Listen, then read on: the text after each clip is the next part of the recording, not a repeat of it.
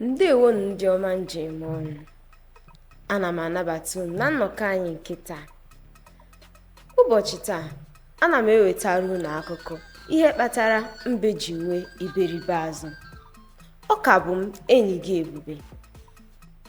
Ọtụtụ mgbe gara aga, n'ime nnukwu ọhịa jupụtara n'udo, ebe a ka mbe dị.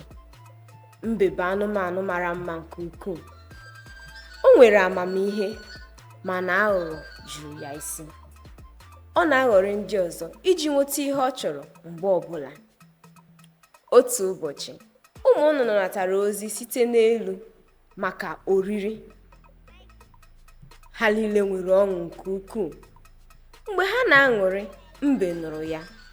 Ọ jụrụ sị, "Gịnị mere unu niile na-aṅụrị ọṅụ otu a?" Ha kọwara ya na ha natara ozi site n'elu maka oriri. Ha gwakwara ya sị, ihe oriri na ihe ọṅụṅụ ga-adị nke ukwuu n'ebe ahụ. Mbe malitere ịkwa akwa. "Ndị enyi m, unu ga-arapụ naanị m ebe a ka agụụ gbuo m?"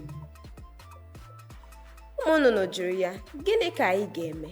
Ị nweghị nku, ị naghị efe efe." Ma mbe gara n'iru ịkwa akwa na ịrịọ ha. Nke a metụtara ha n'obi. Ha wee nwee obi ebere n'ebe mbe nọ. Ha malitere ịtụkọta abụba ha inyere mbe aka ife elu. Ma ha gwara ya ka ọ ghara itinye aghụghọ na ya. Mbe kwere nkwa, "Agaghị m aghọgbu unu ma ọlị." Ka ha malitere njem, mbe gwara ha, "Ka anyị gbanwee aha anyị n'ihi njem a. Ka anyị nwee aha ọhụụ. Mụ onwe m ga-aza unu niile, n'ihi na abụ m onye nnọchianya unu niile. Ebe unu nyere m nku ife elu." Ụmụ nnụnụ niile kwetara na nke a, ma ha amataghị na mbe nwere ihe ọzọ o bu n'obi. Mgbe ha ruru, ebutara ha ọtụtụ ihe oriri dị iche iche nke gụnyere osikapa, agwa nakwa ihe ndị ọzọ. Ndị na-eke nri sịrị, "Nri a bụ maka unu niile." Mbe nwere ọṅụ nke ukwuu. Ọ sịrị, "Cherenụ, a ga-eweta nke unu. Nke a bụ naanị nke m.